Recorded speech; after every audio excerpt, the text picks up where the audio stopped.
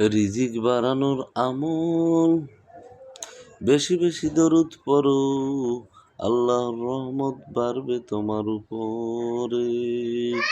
রাসূলের উপর দরুদ পড়ো, আল্লাহুম্মা সাল্লি আলা মুহাম্মাদ। এই দরুদটা বেশি বেশি পড়ো, বিশেষ করে শুক্রবারে পড়ো।